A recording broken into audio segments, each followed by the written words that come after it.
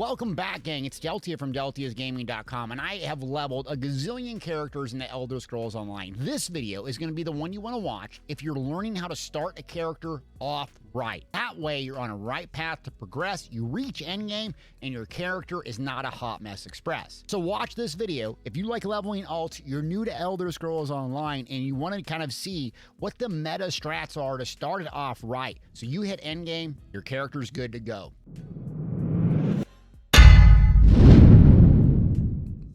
First thing we need to do, start a new character. I'm on PCEU, don't have a Necro yet, so this is the character I'm going to start. I'm going to go with Dark Elf. Dark Elf is going to be very good whether you want to do PvE, PvP, DPS, because it rewards you with max stamina, magicka, and spell and weapon damage, so you can seamlessly switch between stam and magic with one build. Another really good choice to go with is the Imperial. Why Imperial? Because it has reduced cost, red diamond passive. The reduced cost applies to anything, so it's stamina and magicka, but I'm pretty good with my resource sustain and want to do big deep, so I'm going to go with the Dark Elf. So we're going to hit create. What's the first thing we get? Well, skip tutorial. I've done the tutorial a bunch of times. If you skip the tutorial, you're going to get 3 skill points. I'm going to show you exactly what to do once you get these 3 skill points. So let's go ahead and hit skip. First time, go ahead and play it. So I popped in game here. This is the very first thing I see. So our add-ons are jacked up, our skills, our bars, everything is jacked up. So let's go through every single step, what I do to start off right. First thing you're going to need to do typically is go through and accept those reward levels. So your level 2 rewards are available. Hit F. Okay, got that. What's going to pop up is you have to claim the stuff in order to get it. We're going to go ahead and play a magic necro because magic is just so much easier since a lot of the abilities can heal you, or you can use the shields to survive. So I'm going to put attributes into magic. So we've hit twice. Now we got all of our rewards and it gives us 3 skill points. Very first, most important thing you can do is hit 1, yes, 2, 3. You need one ability from each class skill line on your bar, on your front bar where you're killing things, earning experience. Why? It's passives that make your character powerful, not just your active abilities. Delty, I don't plan on using any Bone Tyrant abilities ever. Great, no problem. Let's take a look and read why you would level this. Last Grasp. Increase max health by whatever at level 39 to unlock this, and you can put 2 points into this. Notice, it's not if you have it slotted, it's not if you use a specific ability, it's just by leveling your skill lines. So common sense stuff here that people don't follow is they'll have one ability on their bar, get to end game, and they're gonna have to go back and level all of this crap up again.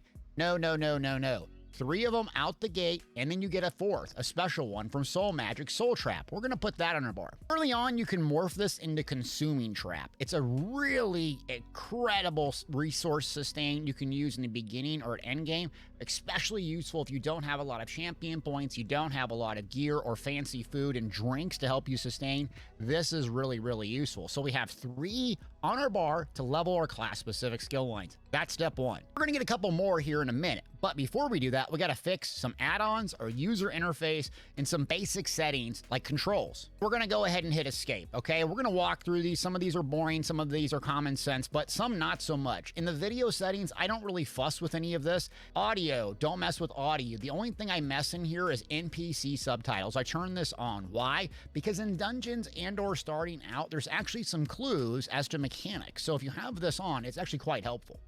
Gameplay is the next setting. I popped over here so you can see what I'm talking about. Custom colors. You're going to want to change this. By default, it's a really dimly lit color and kind of off what you can see. So you can actually click this and use the color picker wheel and select a much more vibrant green color. The most important is the enemy color. So picking a purple one here or something that sticks out to you visually will help you avoid those negative effects and crank up the enemy brightness to 50. That's not an add-on, doesn't require anything, and it's in the base game. Another thing very helpful to turn off is double tap to dodge roll. Typically, I can see when people have this activated because they're doing herky-jerky movements, especially in PvP when they're flustered, or in PvE when they don't know the mechanics, and you're going to expend a lot of stamina dodge rolling when you don't intend to turn that puppy off. So the rest of these things, not so that impactful. You can kind of mess around with them. Auto loot, I go ahead and turn it on since it's much easier, and then I turn tutorials off because I don't like all the pop-ups. Not my first rodeo in Elder Scrolls Online. Next up, we're going to go to is camera. Some people probably don't know much about this, but one that's really impactful is field of view. So watch this. See how I drag it all the way to the left?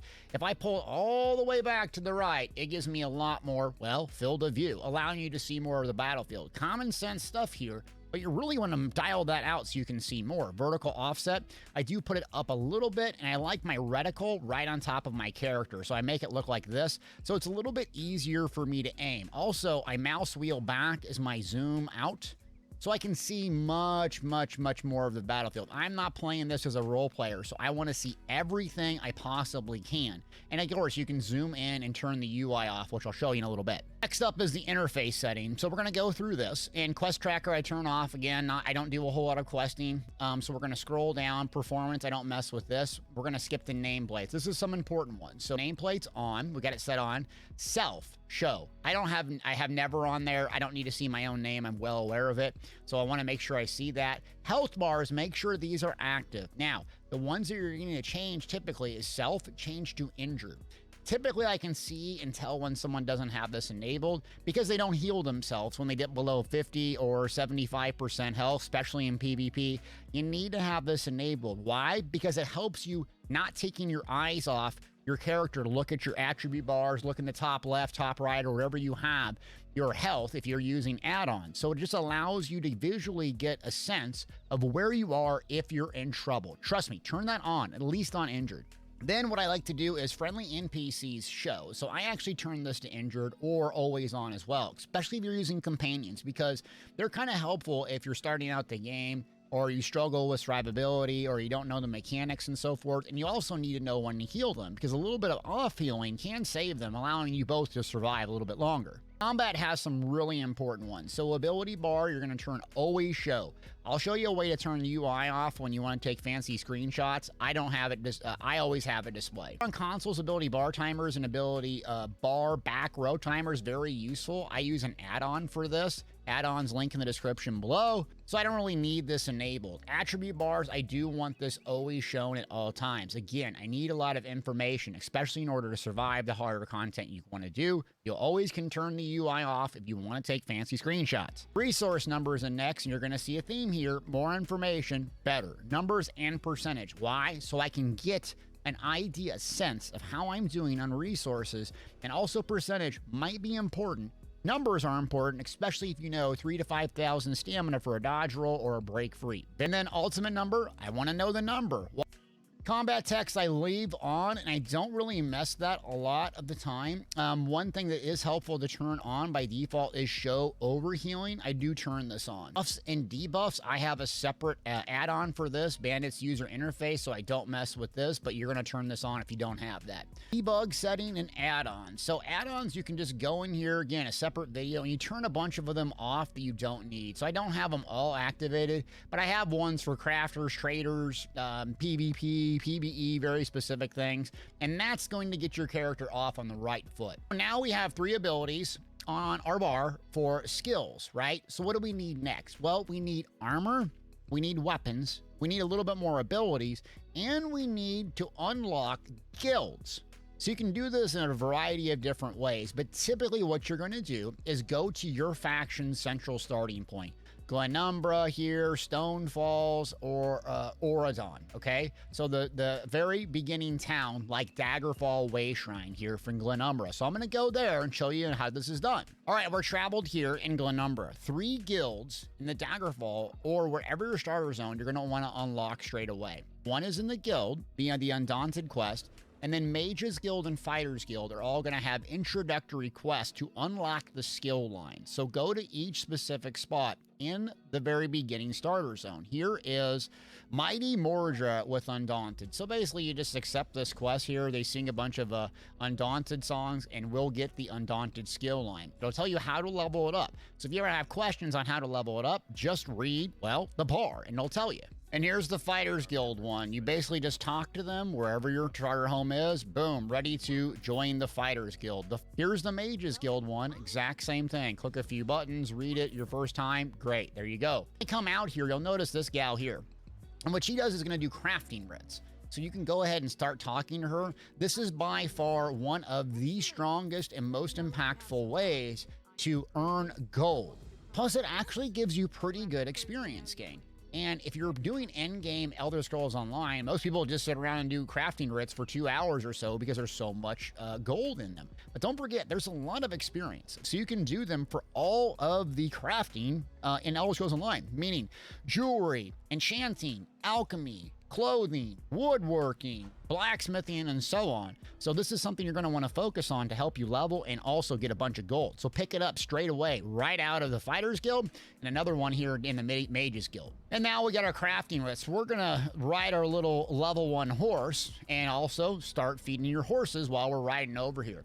You want to focus on speed first, carrying capacity second, and then you want to focus on stamina. That's the priority I would do. I'm gonna walk over here. When you start Elder Scrolls Online, you're gonna have junk gear. You can get these things here. Oh boy, I got more junk. Lovely, take all. So you'll notice I have junk, right? This character I want to play as magic at endgame. We've talked about that. So what we're gonna do is have a 5-1-1 setup. 5 light, primarily the armor that we're going to use, 1 medium and 1 heavy. That's what we're going to use on this thing. You can actually come to these vendors in any of the starter towns marketplace and buy just a white set of gear. Yes, you can craft fancy bells and whistles and have set bonuses and all that, but don't worry about that. What you're trying to get is unlock the skill lines, just like all of the other ones. You can see a trend here, and then earn experience while you're leveling. So let's go ahead and do this. I'm gonna go to the armorer here. Let me show you an example of this. So I told you we're gonna use 1 heavy armor at endgame, but what we're gonna do is buy 3. So 1,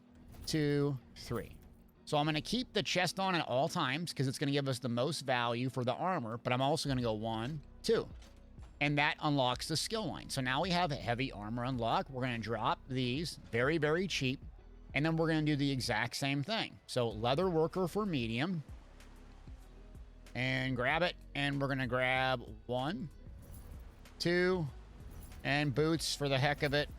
That'll give us 3. 1, 2, 3. Okay, let's go ahead and keep the shoulder on. And let's buy light for the rest of it. Okay, so good old homespun. 1. We already have a shoulder of medium. Don't need that. We need helm, chest is heavy, and this, and boots. I think that will get us the setup we need. 1, 2, 3, 4, 5. So let's check. 1 heavy at least, 1 medium, the rest light. So what's going to happen now is the entire time you're leveling, I would keep this 5-1-1 setup. LT, I plan on only using light or medium at endgame. That's fine. I doubt that's absolutely true. There will be some times you will probably use 1 light or 2 light or whatever, a bunch of medium or a heavy here and there, because you might PvE, PvP, you just don't know. You might switch this character, a tank, a healer, all sorts of things. Here's an instance of why. Light armor. Okay, Delta, I don't plan on using medium armor. Well, actually, yeah, you might. At the highest tier PvE DPS, a lot of people run 5 light, 2 medium, because you get crit damage bonus for each medium piece worn, and also you get spell damage for each medium piece worn. So the 5-2 at the very top end of PvE DPS is a common loadout, so don't think you actually won't use it. Same thing, light armor users, a lot of people at endgame use heavy armor, constitution, more max health with the Juggernaut passive. It adds up, do it. Trust me, it'll save you a lot of time in the end. So armor's good. What's not good? Well, we need weapons, right? You need weapons to, well, kill things, I think. Meta loadouts commonly are double destruction staff, double flame. Bunch of different reasons why. Lightning staff for new players is much easier to channel. Think flame, good single target. Think lightning, good AoE, easier resource sustain. I don't have a lot of champion points, have white gear. I'm going to go lightning. Back bar, I'm going to use resto staff. Deltia, I'm starting this game off. I actually cannot bar swap. There's a workaround for this. So we're going to go ahead and equip lightning staff on our bar. It will not give us a skill point, or excuse me, it will not give us a way to put a skill on our bar straight away. So we have to earn a little bit of XP. So all we need to do is go kill 1 thing with that on our bar, and it'll give us access to one of the skills, the earliest skill. And I'll show you exactly what to do here. All right, let's kill an imp, and we got destruction staff up to level 3, right? So now we don't have any skill points because we just started this character as I'm getting shocked apparently. But you can see we have access to one of the weapon skills on our bar. Now, what I immediately do is the exact same thing with the restoration staff. Trust me, this will make sense in a little bit. So we're going to put this on our bar, and we're going to kill this thing. Again, kill one, just get a little bit of experience, okay? Now, we have Resto Staff level 2. It unlocks the skill line, and we have a Restoration Staff ability. So we need to earn a couple skill points in order to be able to use at least one of these abilities. Best way I found to do skill points quickly is public dungeons, okay? So over here, public dungeons, they have a weird, goofy little symbol on them. So they're a little bit different than delves. Why they are so relevant is if you go to public dungeons, one boss inside, if you kill it, will reward you with a skill point. There's actually 18 of them you can get. So in each zone, each of the main base game DLC zones beyond the starter zones, you can kill one boss up to 18 and get a skill point. They're actually kind of easy to solo. Plus, you can get a sky shard down there. So another tip I can give you is you can kind of just join a random guild if you don't have access to one.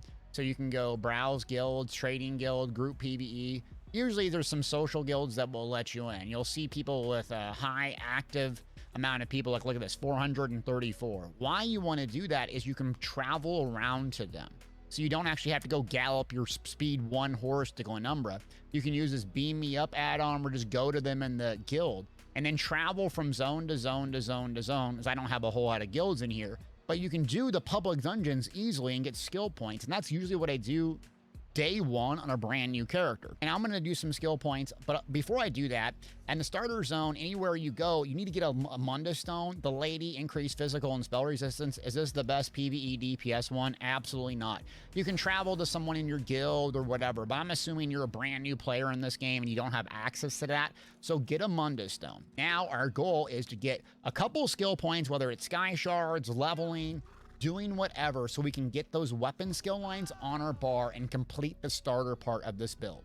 Okay, now I've got some experience, I got some skill points, so I'm gonna go to the weapons, I'm gonna buy one of these abilities. So I'm gonna replace on my bar, Resto and Desto. So I have a Restoration Staff on. Let's go ahead and equip the Destruction Staff. Now, you're probably like, okay, you have a Destruction Staff equipped, you cannot use the Restoration Staff. That's absolutely true. It's gonna be a dead skill. Why you wanna do this is, you can see a trend. You're gonna be able to level up the most possible skill lines in one shot. 2 weapon skill lines, along with 1 class skill line up to 5. So each specific skill on my bar allows me to level that skill line. This is incredibly vital because when you reach endgame, trust me, it's super annoying to hit level 50 and have to go back and re-level, morph, and max out skills. You'll probably still have to actually do that because when you reach level 50, getting Panacea here or whatever the heck it's called, this takes forever. Now also to morph it and max it out, it takes forever too. But at least it's gonna get you in the right place. So I actually use a dead slot on my bar and kind of reorganize this and just leave it there. My back bar is more of like buffs, healing, other things once I get access to that. And then I leave this on my kill bar. Whatever I'm killing, whenever I'm getting a lot of experience, I just simply put it on there. You're gonna get an ultimate at around 12 on this skill line, so it comes a little bit later. What that's going to allow you to do is drop one of these skills on, put the ultimate there, and freeze up a bar slot. So if you want to level up 3 weapon skill lines or something else, or have that consuming trap skill on the front bar, or rotate in PvP skills or whatever, that's an option. That's how I do it. But typically, this setup with an ultimate is your best bet for starting off and earning the experience on every single thing, making it very easy. So we've got the weapon skill lines, we got the armor, we got the guild, and you can even extrapolate this and do other ones too. But this is the basics. While we're talking about the basics, let's talk about keybinds. That's also important. So consoles, this may or may not apply to you, but jump, auto run, I change. Roll dodge is very important. I don't know if you can change this on console, but for PC folks, trust me, you're gonna wanna bind this and not use the clunky default setup it is. So you can control it, especially double tap to dodge, take that off. I rebind it to V. Why? I want my finger to be able to click all of the things. I have a Razer Naga mouse on the side that I can use for the 1 through 5 and or 6 key, or as many as I want, so I can click my abilities without taking my hand off the bar, AWSD, along with those abilities, and my mouse for killy, clicky, clicky. So roll dodge, I take off, crouch is T, interrupt is C, synergy is F, weapon swap is middle mouse. I would definitely rebind that. And then quick slots, I changed to 6. So 1 through 6, and then everything else that I need to use is right around that index finger. Interact player, I changed to G, and then take screenshot here and toggle UI on and off. So I just don't mess, I just take that off. If I need to take a fancy screenshot, I unbind some of these things, because if you misclick it, it'll like mess up your game, like these F keys I use for other things in the game, or outside of the game, I should say. And then add-ons, you can fuss with that later, but definitely go through your specific controls and mess with it if it's appropriate. Now, if you're our experienced player, what I'd recommend doing is the Witch Mother's Potent Brew is a level 1. So you can craft up or buy this really dirt cheap, and it's going to help you out drastically. You can use this PvE, PvP, level 1. It's very, very effective. Along with Crown Experience Scrolls you get for daily reward logins, or you might get for leveling other characters and not use. You're going to need resource sustain, especially starting out. So those two things, grab some gold as well. You're going to come over here to the Bag Merchant Vendor. Takes right around, I don't know, your math nerds will know, about 200,000 to completely max your characters out. And you can also max out your storage by 60 more spaces via the mounts and feeding your horse every day. But this here will give us a really good start buying this up. Let's see if I have enough gold. Oh, look, we got one more. Oh, nope. And we have 16,000, so do the math on that. But now we got 140 bag space, so it'd be much easier to collect a bunch of stuff. So around 200,000 gold is what you'll need. So that's really, really good start so far. The next thing you need to do is collect skill points. Play the game. The main story is really good because it gives you good experience and you're getting a skill point. I already talked about the public dungeons. Another thing to do is you need to work towards level 10. I'm going to show you what level 10 looks like, but you're going to have sky shards, delves, world bosses and dolmens. Explore, do the quest if you're brand new to the game and just enjoy Elder Scrolls Online. But your number one priority is to get to level 10. That's going to unlock some dailies that you can do for even more juicy experience. Let's show you what that looks like. All right, so I'm on a brand new level 10. This is my sorcerer, also on PCEU. I went to Cyrodiil. So as soon as you get level 10, you're going to want to go to Cyrodiil, the PvP zone. Just pick a dead campaign. Doesn't really matter. You're not going to PvP on this thing. What you're going to do is get a couple skill points, okay? So as soon as you come in here, Daggerfall Covenant again, I'm going to the south little High Rock Gate. There'll be an introductory quest, okay? Where do I go? It's basically going to walk you through basic stuff in Cyrodiil. You have actually the option to skip it. Do not skip it. You'll get 2 skill points straight off the start. And this is the option to skip it here or go to this person and do the Way Shrine. You'll learn about how to siege. You'll learn this and that of Cyrodiil. So it'll have you transit back and forth, go to the siege merchant. Great. But really why you're doing it is getting those 2 skill points because they're so dang valuable to start. Also, once you get this done and you get that 2 skill points, you'll have access at the level 10 to Dungeon Finder and Battlegrounds. Look at how much experience this is. So my character is level 10 and you'll notice 6,000 total to hit 1 level. So this will give me 2 or more levels depending if I have XP scrolls activated. So that's what's going to allow you to really ramp up your effectiveness. That you'll get it once a day. Hence, it's a daily, but it's definitely worth doing once a day. Recap. You got to have the abilities on your bar for your skill lines. You got to have 2 weapon skill lines. You got to unlock the armor, the guild, feed your horses, do the crafting writs, get everything locked and loaded, ready to go. Increase that bag space. Go ahead and buy white gear, depending on what you specifically want to do. Stamina, magicka, or a tank, healer, whatever you want to do. And then you're ready to go, set out. Next, you're going to work towards leveling, whichever way you want to do it. Getting skill points, earning levels to level 15. You're going to get a second bar. You're going to set that up. If you like more beginner videos like this, let me know in the comments, because I played this game a gazillion hours. I'd be happy to share it with you. If you want more advanced stuff and a progression, let me know in the comments as well. I'll crank these puppies out because I loving Elder Scrolls Online. I hope you got something out of this video. Like if you did, consider becoming a Patreon because I can crank out a lot more the more Patreon support I get. Thank you so much for watching.